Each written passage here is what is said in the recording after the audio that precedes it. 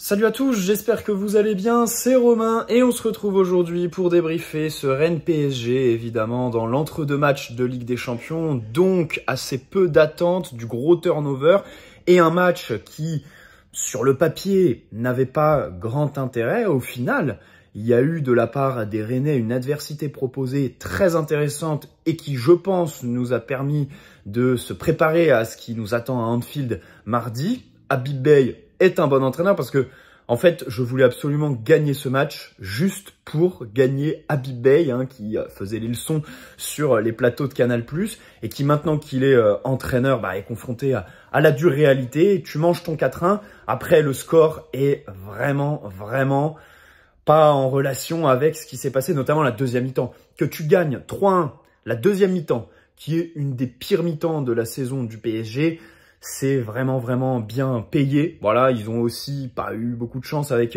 l'arbitrage, les Rennais, mais c'est vrai qu'en final, on a eu un match où il y a énormément de choses à dire et donc on va le faire dans cette vidéo. Alors déjà, le 11 très remanié, l'occasion de voir des joueurs qui jouent rarement, Safonov, Beraldo, Lucas Hernandez aussi, qui est pas mal relégué ces derniers temps, qui rentre même plus. Et son match ce soir ne fait qu'empirer la situation, disons. Warren qui retrouve donc le rôle d'Hakimi quand il n'est pas là. Au milieu, Mayulu et Désiré Doué. Et devant, donc, Gonzalo Ramos et Lee Kangin pour accompagner Bradley Barcola qui a été très remuant ce soir. Voilà, une bonne première mi-temps. Il ouvre le score. Un début de match où tu as une grosse domination, mais pas forcément d'occasion nette. Les Rennais défendent bien. On centre parfois, c'est un peu fuyant. On tire de loin aussi. Il y a des frappes qui sont prises, mais qui sont contrées pour la plupart, avant même qu'elles arrivent sur Brice Samba, qui était, je crois, le seul trentenaire sur le terrain ce soir, Brice Samba. Faudrait vérifier la statistique, mais il y avait énormément de jeunes. Jacquet sur Barcola, Meite, puis nous, notre équipe, évidemment, c'est plus à prouver. Mayulu, je crois que là, ce soir, l'équipe, c'était un peu plus de 22 ans de moyenne d'âge, ce qui est assez énorme, avec énormément de jeunes. Oui, non, il n'y a aucun trentenaire. Il n'y a aucun trentenaire dans notre équipe ce soir. Voilà, début de match où à la 27e, tu ouvres le score. Alors l'action est un peu polémique parce que c'est vrai que tu joues ton coup franc 4-5 mètres après la faute sur le terrain. Bon, à chaque match, il y a ce genre de situation. Là, malheureusement, c'est vrai qu'il y a but derrière pour les Rennais, c'est un peu cruel, mais bon, c'est vrai que si on sifflait à chaque fois que les joueurs font ça, on s'en sort plus, quoi. Par contre, l'action où Barcola fait le basketteur et que derrière, c'est Brice Samba qui prend un jaune pour protestation, là, les gars, faut quand même avouer qu'on a eu un arbitrage un peu maison cet après-midi. Nasser avait acheté la VAR parce que c'est vrai que là, sur cette action, c'est un peu, c'est un peu litigieux, quoi. C'est assez gentil avec nous parce qu'en plus derrière, donc il met jaune à Barcola pour une simulation en fin de mi-temps, une grosse simulation. Est-ce qu'il met jaune parce qu'il l'a pas mis sur l'action de la main? Ou est-ce que c'est vraiment un jaune propre à cette action? Auquel cas, ça aurait dû être un deuxième jaune, puisqu'il aurait déjà dû en prendre un peu plus tôt. Bon bref, dans tous les cas, tu rentres au vestiaire avec un avantage. Des occasions rennaises, notamment cette tête, c'est Meite je crois, sur la barre. Voilà, Safonov était battu, comme Pacho au duel, mais Pacho qui a été très consistant sur le reste de son match. Et deuxième mi-temps, tu reviens. Alors, le début de mi-temps est plutôt bon, tu as des intentions, des occasions. Évidemment, celle de Ramos, très bien servi par Barcola, avec un geste de Désiré Doué, la pause juste avant la superbe avant-dernière passe. Vraiment, ce soir, c'est le match des avant-dernières passes. Doué sur le but de Ramos et Kvaratskhelia sur le but de Dembélé, le premier. Ouais, c'est exceptionnel. Vraiment, des passes avec une vision de jeu. Et ça, tu vois, ce sont des joueurs qui t'enflamment les matchs, qui te mettent un petit peu de folie, de créativité dans les intentions. L'exécution technique, évidemment, elle suit parce qu'il y a un bagage qui est fou chez eux. Et en prévision du match à Anfield, évidemment qu'on pense aux deux relayeurs mercredi soir au parc qui faisaient pas ces passes, en fait. Et on se dit, est-ce que Désiré Doué ne devrait pas être titulaire au milieu, voilà, en plus de Kvaratskhelia, Dembélé et Barcola, parce que Kvaratskhelia, quelle entrée! Et le garçon, ça y est, la période d'acclimatation, elle est finie. Il est en pétard, le Géorgien. C'est exceptionnel. Vraiment. Et en plus, défensivement, il a fait les efforts. Un geste superbe dans ses 6 mètres. C'est bien le seul entrant qui est bon dans le jeu, hein, parce que les autres, c'était vraiment compliqué. Ils étaient tous une bouteille d'alcool à la main, franchement. Hein. Même Dembélé avant le doublé. Mais c'est ça qui est exceptionnel. C'est qu'il a même plus besoin d'être bon pour marquer. Et le deuxième, là, le dernier 91 et celui de la 94e, il est vraiment beau, hein. Le but Mbappesque. Voilà, je sais pas s'ils ont travaillé ça tous les deux après les entraînements la saison passée, Mbappé et Dembélé, mais ils maîtrisent.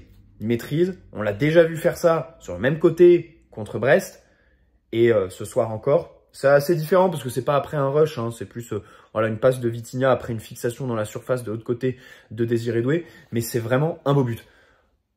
Bon, à part les buts, tu as quand même eu des temps faibles très marqués, notamment en deuxième mi-temps, avec des Rennais qui jouaient. Ils avaient un bloc très large, ce qui permettait de nous étirer, de faire des renversements, des joueurs qui mettent de la verticalité dans les appels, par la passe, un Kalimundo très remuant, quand il est sur le côté, là, qu'il arrive à se retourner. Alors, il est aidé par un Beraldo qui a fait un match cataclysmique, mais il est quand même très bon. Voilà, cette capacité aussi à mettre de l'intensité. Franchement, je mets au crédit des Rennais, au crédit donc d'Habib Beye aussi. J'espère qu'il sera prolongé pour la saison prochaine parce que je crois qu'il est là que jusqu'à la fin de saison. À voir les résultats qu'il aura, mais c'est vrai que ce soir, ça m'a fait bonne impression. En fait, c'était le seul intérêt que j'avais sur ce match. Et aussi voir les mecs qu'on voit pas souvent. Mais le problème, c'est qu'on a été déçus. Le problème, c'est qu'on a été déçus. Hein. Beraldo, comme je l'ai dit, sur les temps faibles, il y est pour beaucoup. La gestion de la profondeur, à un moment donné, il tire la charrette, ça fait peur. La relance, pied gauche, c'est son bon pied en plus. Hein. La relance qui donne à un attaquant en pleine surface, c'est quand même dur. Dans les airs, pareil. Donc, on a vu un Beraldo dépassé. Et en fait, cette prestation lamentable sublime celle de Pacho. On sait que Pacho, il est un peu dépendant de celui qui est à ses côtés. Quand il n'y a pas Marquinhos, souvent, il est un peu moins bon. Et vice-versa pour Marquis. Mais là, ce soir, aux côtés de Beraldo, il a quand même été très bon, souverain. Des interventions dans sa surface. J'ai souvenir d'une tête en deuxième mi-temps. Même beaucoup de contres. Quand il sort de l'alignement, c'est tout de suite très tranchant. C'est pour récupérer des ballons. Tout n'a pas été parfait. Hein. Il est battu sur la tête en première mi-temps. Il y a des moments où voilà, il va chasser et au final, le joueur réussit à se retourner. Mais bon, enfin, les duels au sol, je crois qu'ils a tous gagné ce soir. Donc, c'est vraiment un très bon match de William Pacho. Très bienvenu, évidemment, avant donc, le déplacement entier. Pour parler de Liverpool, alors, ils se sont imposés contre Southampton, mais qu'est-ce qu'ils ont peiné. Déjà, Arne Slot a beaucoup moins fait tourner que Luis Enrique, alors qu'ils étaient à domicile. Bon, le titre est plié en première ligue, on va pas se mentir.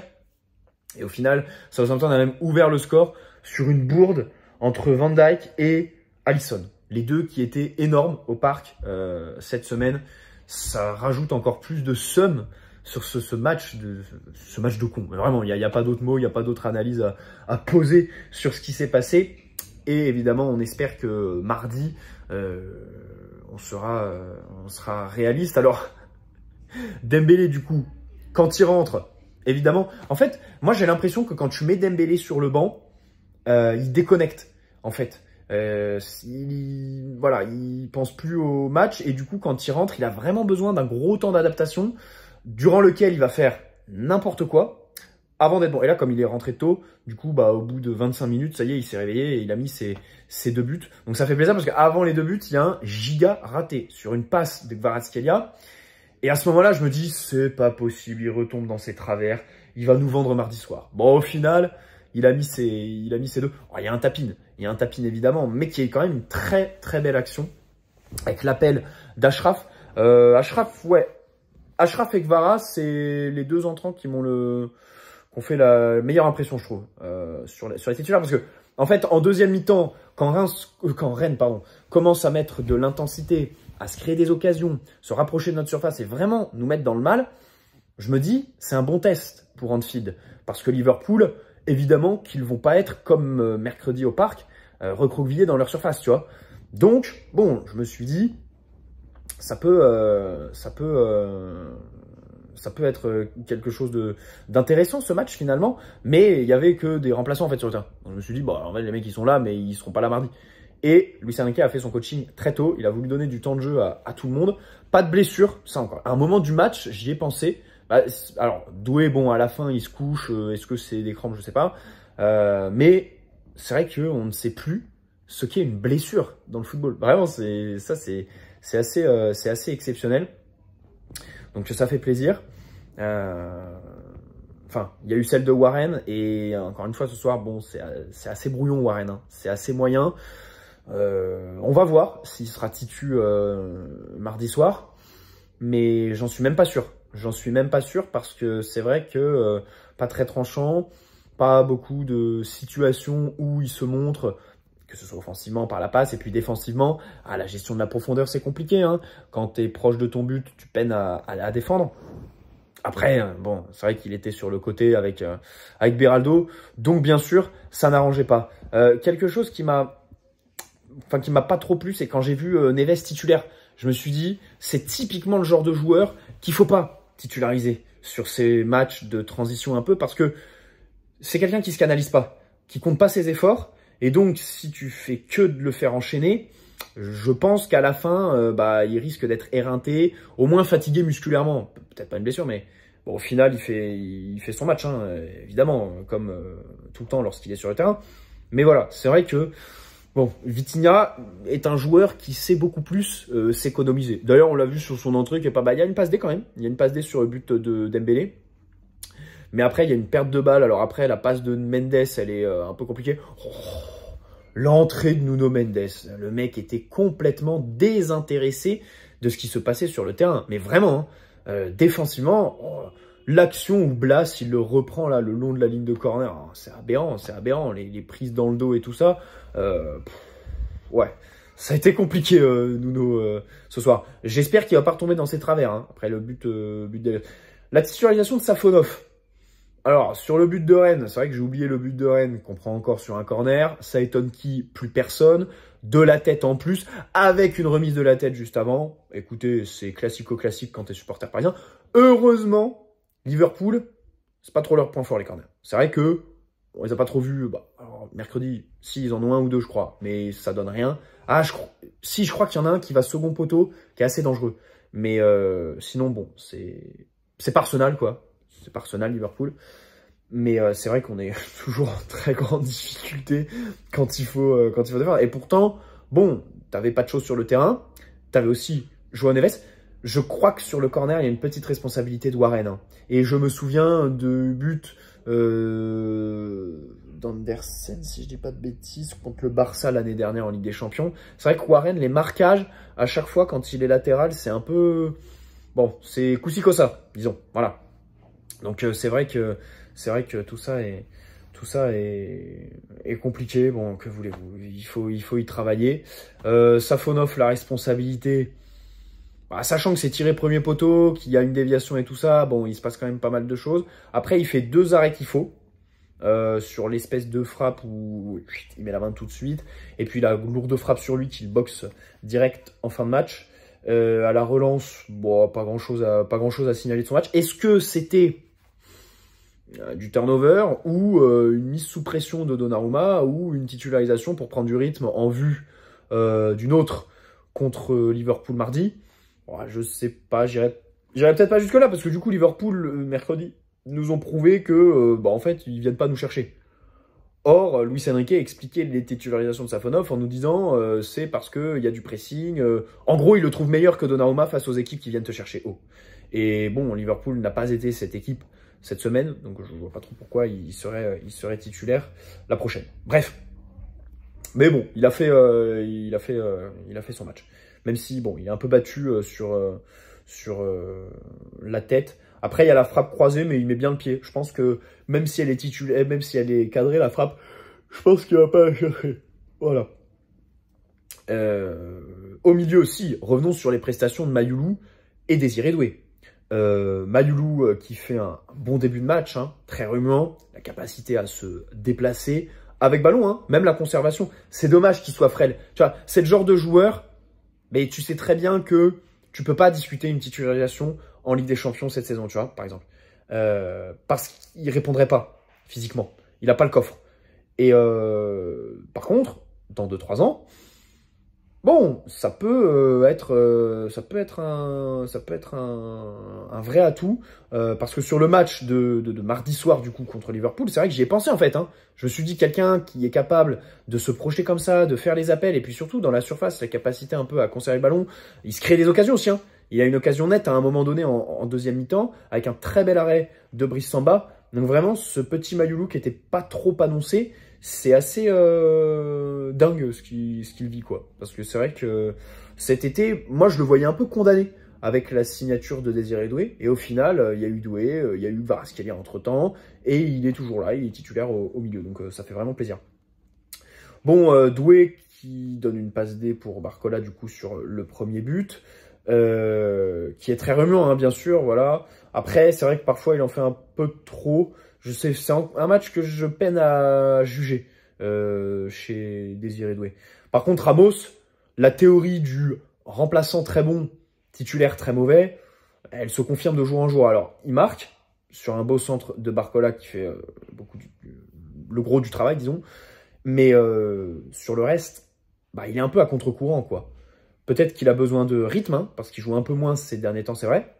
Mais quand il a le ballon, bah en fait, il n'y a pas trop de hargne. Dans la surface, c'est pas le buteur tueur, tu vois. Donc bon, c'est vrai que là-dessus, c'est encore une fois un peu compliqué. Pas bien connecté à ses partenaires. À un moment, il y a une belle inspiration. Il fait encore une super talonnade dans la surface pour essayer de dévier. Mais bon, c'est contré. Mais c'est vrai que c'est encore un match très moyen de la part de Ramos. Que dire de Lee Kang-in?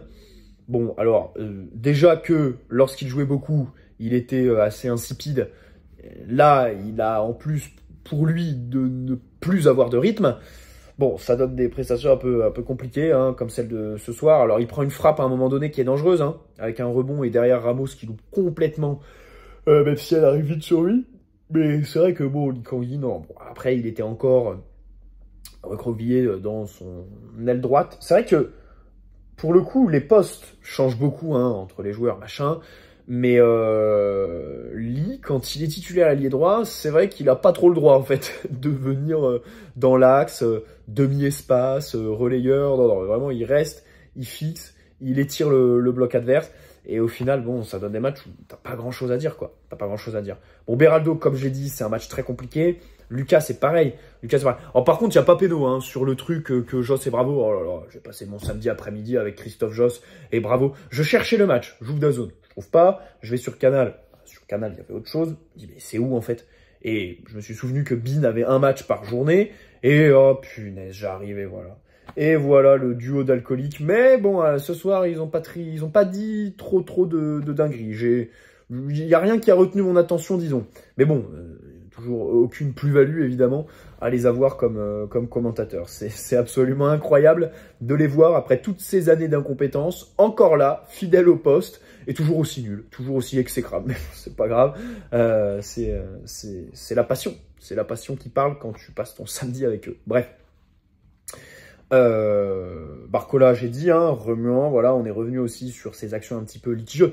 L'histoire de la main, faut qu'il se calme. Et Dembélé qui le fait en fin de match avec Brice Samba, mais ils se prennent pour qui? Je sais pas trop ce qu'ils font. Parce que c'est vrai que Barcola, c'était assez limite, hein. C'était assez limite cette action. Donc, faut qu'il fasse gaffe. Faut qu'il fasse gaffe. Et puis après, donc pour les entrants, comme j'ai dit, Nuno Mendes, très mauvais. Dembélé pareil, jusqu'aux 2 buts, donc ça c'est bien vu. Je crois qu'il est à 20 buts en Ligue 1, c'est exceptionnel, hein. Vraiment c'est exceptionnel. Ce match, la deuxième mi-temps elle est pas bonne, la première elle est sérieuse, mais il y a quand même 4-1, tu vois, tu prends confiance. Et il y a deux choses, bien sûr, la série de matchs à l'extérieur qu'on doit tenir et qui continue, on se rapproche du record détenu par le Milan AC sur 91 jusqu'à 93 je crois, donc ça c'est une première chose. Et ensuite, je pense que, alors à voir si on se qualifie ensuite en Ligue des Champions, mais si mardi on saute, c'est clairement le match où on aurait pu perdre notre invincibilité. Le match où il y avait le plus de chances de la perdre. Et c'est pour ça que je voulais absolument le gagner aussi, parce que ça me tient à cœur, tu vois. On est à 20 victoires en 25 journées de Ligue 1. Allez, il en reste... Attends, il reste 9 journées de Ligue 1. On est à 25. Ah oui, c'est 34, donc il reste 9 matchs de Ligue 1. C'est assez peu, c'est assez peu. Mais donc voilà, c'est toujours c'est toujours appréciable de gagner, préserver ce truc, parce que après Marseille la semaine prochaine, bah en fait, on aura joué tous les gros. Hein. Même Lens, on a fait le match retour. Lyon, Lille, Monaco, on a joué. Ah, il y a Nice. Il y a Nice à recevoir. C'est vrai qu'il y a le Nice de Franck Hez qui sont 3e. Mais sinon, bon, on n'a plus trop de matchs un peu bourbiers. Donc voilà. Mais la qualité montrée par les Rennais, encore une fois, hein, ce soir a été assez intéressante. Voilà. Pour revenir sur les entrants, Kvaratskhelia, notons bien sûr hein, sa capacité voilà, à être très très juste. Il a du ballon. Moi, je suis in love de Kvaratskhelia, tout simplement. Y a quelqu'un dans les commentaires qui m'a dit qu'il fallait que je trouve ma géorgienne. Ni une ni deux, j'ai pris mon billet d'avion pour Tbilissi. Je ne sais pas comment ça s'appelle, mais voilà, c'est mon pays préféré. Vraiment, c'est... J'adore. Il a du ballon, il a une palette quand même qui est très très large. Il te fait vibrer sur les frappes, quelques séquences de dribble qui sont quand même très bienvenues. Là, les passes ce soir. Voilà, les passes, parce qu'il n'y a pas que celle qui est quasi décisive sur le but de Dembélé. Il y en a d'autres. Donc, c'est vraiment intéressant. Il y en avait déjà eu une contre Lyon, je m'en souviens, là, où il lance en première mi-temps un contre magistralement. Même les efforts défensifs, tu vois. Il les fait, il y en a un qui est vraiment décisif. Hein. Dans les 6 mètres d'espèce d'aide de pigeon, ça enlève une occasion franche au Rennais. Et il y en a d'autres où il repousse fort depuis la ligne de corner, par exemple. Donc, ça fait vraiment plaisir de le voir à ce niveau-là, parce qu'en plus, il a été un peu baladé entre côté droit, côté gauche. Mais mardi soir, bah, il est titulaire normalement. C'est vrai qu'il est titulaire. Donc bon, on verra bien. On verra bien. D'ici là, bien sûr, on va se retrouver hein, pour analyser évidemment ce match retour. Plus les jours passent, plus j'y crois. Plus j'y crois dans le sens où Liverpool, si on gâche pas en première mi-temps, si on rentre au vestiaire avec le 1-0, il y a moyen qu'on le fasse. Je trouve Liverpool un peu fatigué. Bon, si tu gâches et qu'au final, c'est eux qui ouvrent le score, là, ça va être très, très compliqué. Je sais pas si si on se qualifie, je sais pas quel est le score le plus probable, à savoir gagner 2-0 ou alors gagner 3-1, dans la mesure où Liverpool à la maison, je pense, devrait marquer. Mais, j'espère de tout cœur qu'on passe, quoi. Parce que, avant la double confrontation, je disais, si on sort, on n'aura pas de regrets. L'équipe, elle est jeune, elle est insouciante, on joue bien et on a des perspectives long terme. Donc, on sait qu'on reviendra plus fort. Et si on sort avec ce match aller, les regrets, j'aurais que ça. Parce que c'est vrai qu'après, quand tu bats Liverpool, tu peux battre n'importe qui, tout simplement. Bref. Bonne soirée à tous, n'hésitez pas à poser un like si cette vidéo vous a plu, vous abonner si ce n'est pas déjà fait. Et donc, on se retrouve demain ou après-demain hein, pour discuter de ce grand match mardi soir. Ciao les amis, prenez soin de vous.